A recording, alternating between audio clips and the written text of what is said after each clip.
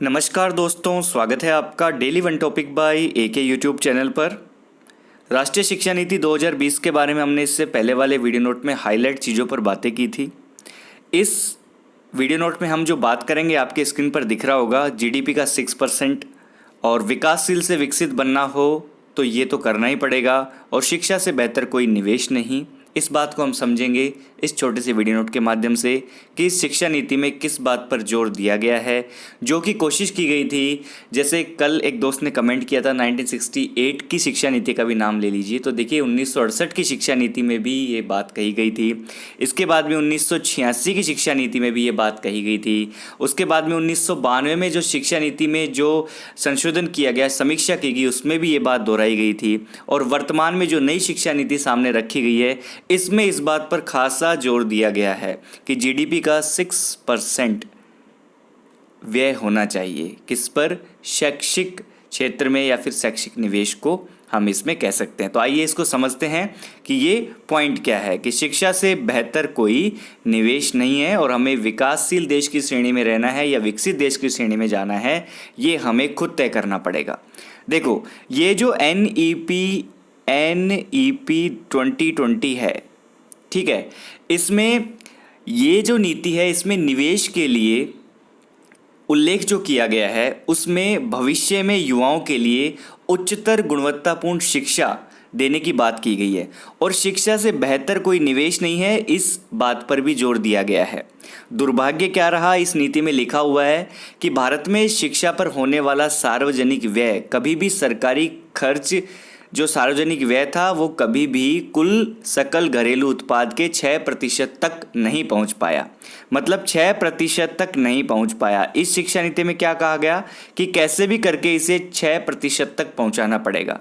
अब जो सकल घरेलू उत्पाद है, जो जीडीपी है, ठीक है, ये क्या है तो थोड़ी सी देर में समझ लीजिए। ग्रॉस डोमेस्टिक प्रोडक्ट, एक देश है, अपना भारत देश है, इसकी जो बाउंड्री है, इसकी जो सीमा है, इसके अंदर किसी भी दी हुई टाइमलाइन पे या समयावधि जो 1 वर्ष में उत्पादित समस्त अंतिम वस्तुओं और सेवाओं का कुल बाजार या मौद्रिक मूल्य उस देश या हमारे देश का सकल घरेलू उत्पाद कहलाएगा। इस सकल घरेलू उत्पाद में शैक्षिक निवेश को बढ़ाना, इस नई शिक्षा नीति के अंदर इस बात पर जोर दिया गया है। ठीक है, अब देखिए, अब इस चीज़ को समझिए, ये मामला कहाँ से चलता आ रहा है। 1968, जो मैंने कल नाम नहीं लिया था शिक्षा नीति का, एक दोस्त ने कमेंट किया था वीडियो पे, तो 1968 की शिक्षा नीति में भी मेरे दोस्त ये अनुशंसा की गई थी कि सकल घरेलू उत्पाद का 6% तक शैक्षिक निवेश या शैक्षिक व्यय, सार्वजनिक व्यय को बढ़ाया जाए। लेकिन ये बस बात ही कही गई, इस पर कार्रवाई नहीं हुई। उसके बाद में 1986 की शिक्षा नीति काफ़ी प्रसिद्ध है, जो कि जिसको आधार बना के कहा जा रहा है कि 34 साल बाद नई शिक्षा नीति आई है। इसमें ये बात फिर से दोहराई गई। फिर जब 1992 में शिक्षा नीति में जब समीक्षा की गई, उसका संशोधन किया गया, तो फिर ये बात फिर से दोहराई गई कि भाई जो वर्तमान शिक्षा में जो सार्वजनिक खर्च है उसे बढ़ाइए। अब एक आंकड़ा है आपके सामने, ठीक है, जो केंद्र और राज्य सरकारों के द्वारा जो वर्तमान में सार्वजनिक खर्च किया जा रहा है, 2017-18 के विश्लेषण के अनुसार, बजट व्यय के विश्लेषण के अनुसार केवल और केवल कितना पहुंच पा रहा है? 4.43%। ये आंकड़ा पहुंच पा रहा है जीडीपी के कुल व्यय का। ठीक है, अब यहाँ पर हम बताएं आपको, सरकारी व्यय का केवल और केवल शिक्षा पर जो खर्च किया जा रहा है वो 10% खर्च किया जा रहा है। अब ये 10% की यदि हम बात करें, अगर हम विश्व से तुलना करके चलते हैं हर क्षेत्र में, तो ये हमारा जो शिक्षा पर व्यय है ये काफ़ी विकासशील देशों से भी काफ़ी कम है। विकसित की तो बात ही छोड़ दीजिए, विकासशील देशों की श्रेणी में भी बात करें तो कई देशों से हम इस क्षेत्र में पिछड़े हुए हैं। काफ़ी कम शिक्षा पर खर्च किया जा रहा है। अब मैं आपको एक छोटी सी बात मैं बता देता हूँ कि जो विकसित कंट्रीज़ हैं उनमें देखिए 2 जो चीज़ें उनके ऊपर बहुत जोर दिया जाता है। एक तो E मतलब एजुकेशन, H मतलब हेल्थ। एजुकेशन और हेल्थ, इनके ऊपर काफ़ी अच्छा खासा काम किया जाता है। फ्री की आदतें पता नहीं वहाँ पर डाली जाती है नहीं डाली जाती हैं, लेकिन एजुकेशन और हेल्थ में काफ़ी अच्छा काम किया जाता है, जिसकी बदौलत वहाँ पर जो पीढ़ी होती है वो स्वस्थ होती है और एजुकेटेड होती है और वो अपना काम अच्छे से कर पाते हैं। उनमें कोई ना कोई स्किल डेवलप कर दी जाती है, जो इस शिक्षा नीति में कही गई है। स्किल डेवलपमेंट पे जोर दिया जाएगा और वो अपना काम अच्छे से कर पाते हैं, तभी वहाँ की जीडीपी ग्रोथ काफ़ी हाई रहती है और वो विकासशील के पायदान से उठकर विकसित देश के पायदान पर पहुँच जाते हैं। क्योंकि शिक्षा से बेहतर कोई निवेश नहीं, ये विकसित देशों ने हमसे पहले जान भी लिया, मान भी लिया और अपना भी लिया।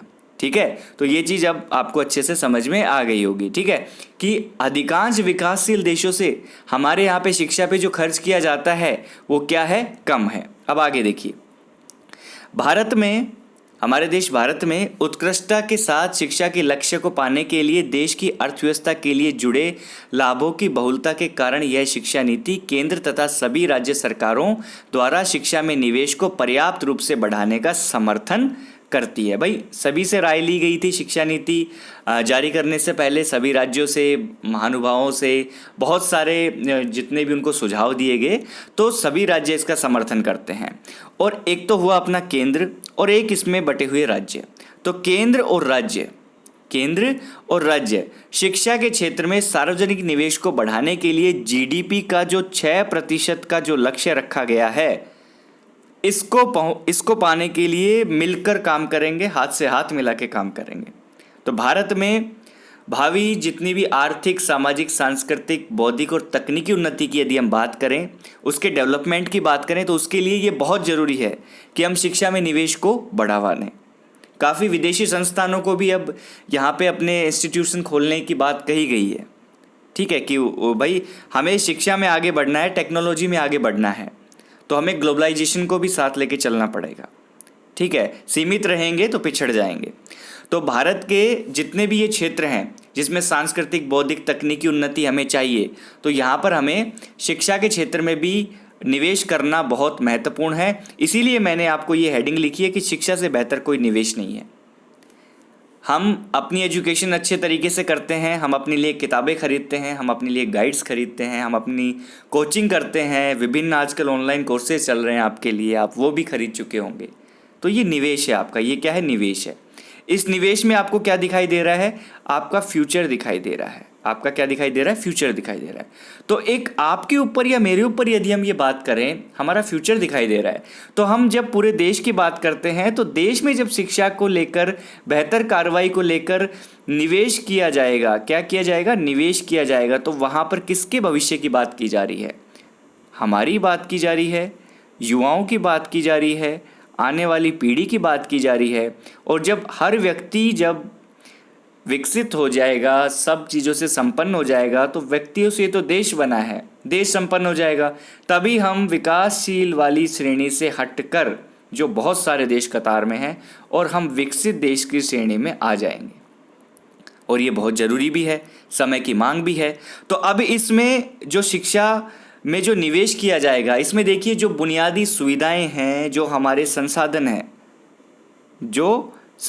हैं, इन पर जोर दिया जाएगा। अभी तक क्या हो रहा था कि शिक्षा में जो खर्च किया जा रहा था, एक मुश्त खर्च के अलावा जो खर्च किया जा रहा था, उसमें जोर तो दिया जा रहा था, लेकिन वो सही तरीके से मुहैया नहीं हो पा रहा था, ना शैक्षिक संस्थानों को, ना सरकारों को, ना युवाओं को, ना आने वाली पीढ़ी को। तो इसको सही तरीके से मॉनिटरिंग की जाएगी, है ना। काफ़ी बड़े स्तर पर ये काम होगा। शिक्षा से जुड़े हुए जितने भी खर्च होंगे, संगठन होंगे, संगठक होंगे, उनको सहायता प्रदान की जाएगी और शिक्षा की पहुंच सुनिश्चित की जाएगी कि भाई यहाँ तक तो शिक्षा पहुंचनी चाहिए, कोई भी छूटना नहीं चाहिए। पिछड़े, सामाजिक आर्थिक रूप से पिछड़े, उनको समतापूर्वक उच्च गुणवत्तापूर्ण शिक्षा देना, इसमें प्रमुख प्रयास रहेगा। ये बहुत सारी बातें इसके अंतर्गत की गई हैं। तो अब चाहे उच्च शिक्षा हो, चाहे प्राथमिक शिक्षा हो, सभी प्रकार की शिक्षा में जो वित्त उपलब्ध करवाया जाएगा, उस जो बजट दिया जाएगा, उसमें पहले जो राशि दी जाती थी प्राप्त करने में काफ़ी कठिनाई होती थी, लेकिन अब इसे सुलभ बनाया जाएगा। भाई सुलभ बनाया जाएगा, उचित मात्रा में उपलब्ध करवाया जाएगा, तभी तो सही तरीके से चीज़ें लागू हो पाएंगी, और लागू हो पाएंगी तो जो इसका उद्देश्य है वो प्राप्त हो पाएगा। यहाँ पर ऐसा नहीं है कि हमें 6% करना ही है, 6% करना है, लेकिन 6% का रिजल्ट भी तो हमें देखना है, 6% का रिजल्ट भी तो देखना है। अभी तो हम ना के बराबर शिक्षा पे खर्च कर रहे हैं, बल्कि शिक्षा पे तो सर्वाधिक खर्च करना चाहिए, क्योंकि पढ़ाई बेकार नहीं जाती, शिक्षा से बेहतर कोई निवेश नहीं है। अब मैं आपको एक छोटी सी बात बता देता हूँ। सामान्य सी बात है, किसी के भी परिवार में ये एग्जाम्पल मिल सकता है। पहले के जो लोग हैं, हमारे पिताजी, ताऊजी, बाबा, इनकी एज की हम बात करें, वो शिक्षा का महत्व इतना था, लेकिन पढ़ाई का स्तर इतना नहीं था, शिक्षा हर गांव तक नहीं पहुंची हुई थी। तो कोई 50 लोगों के परिवार में से एक बंदा पढ़ जाता था, बाकी के नहीं पढ़ पाते थे। अगर वो सभी मिलकर परिवार चला रहे थे तो वो सबको कंधे से कंधा मिलाकर चल पड़ते थे। लेकिन अगर कोई अनपढ़ व्यक्ति है, वो मजदूरी करके पैसा भी कमा रहा है, क्या कमा रहा है? पैसा कमा रहा है, उसके बच्चे हैं स्कूल में जा रहे हैं, वो रात दिन पता है क्या सोचता है? वो पसीना तो बहा रहा है, लेकिन वो रात दिन ये सोचता है कि मैं मेरे बच्चों को अच्छे से अच्छा पढ़ाऊँ, अच्छे से अच्छा पहनाऊँ, अच्छे से अच्छा खिलाऊँ, क्योंकि आगे आने वाला समय इनका ही है। तो जब एक पिता, एक माता, एक भाई, एक बहन अपने छोटे बच्चे भाइयों के लिए ये सोच सकता है, बहनों के लिए सोच सकता है कि उसके भविष्य के लिए मुझे जो खर्च करना है, जो निवेश करना है, वो उसके उत्तम भविष्य के लिए कारगर साबित होगा, तो यहाँ पर तो पूरे देश की बात की जा रही है, पूरे देश के लाखों करोड़ों वंचित बच्चों की बात की जा रही है। शिक्षा नीति किसी एक को लेकर नहीं बनी, सभी को लेकर बनी है। तो प्राथमिक से लेकर उच्चतम स्तर तक, तकनीकी शिक्षा तक, मेडिकल शिक्षा तक, सभी तक हमें क्या करना पड़ेगा? शिक्षा में निवेश करना पड़ेगा। इसके लिए सही नीति की पालना करनी पड़ेगी, सही दिशा में आगे जाना पड़ेगा, तभी जाके हम कुछ वर्षों में हमारा देश एक सही स्टैंड पर जाकर खड़ा होगा। ठीक है, तभी भूखमरी गरीबी अपने आप मिट जाएगी, देखना। क्योंकि इन चीज़ों से ही जब व्यक्ति अपने पैरों पर खड़ा हो जाता है, वो किसी पर हाथ नहीं फैलाता, तो उसका एक पूरा परिवार खड़ा हो जाता है। तो ये सामान्य सी बात मैंने करी थी, ये लास्ट में जो बात करी है ये मेरे दिल से निकली है। यदि आप यहाँ तक बने हुए हैं और आप मेरी बात से सहमत हैं तो वीडियो को लाइक ज़रूर कीजिएगा, और ये 6% वाला मुद्दा आपको समझ में आया तो वीडियो को शेयर भी कर दीजिएगा। ऐसे छोटे छोटे मुद्दों पर हम बातचीत करते रहेंगे, और पॉलिटिकल साइंस की वीडियोज़ भी आएंगी। रक्षाबंधन पर आइए अपने परिवार के साथ, सोशल डिस्टेंसिंग के साथ में रक्षाबंधन मना लीजिए।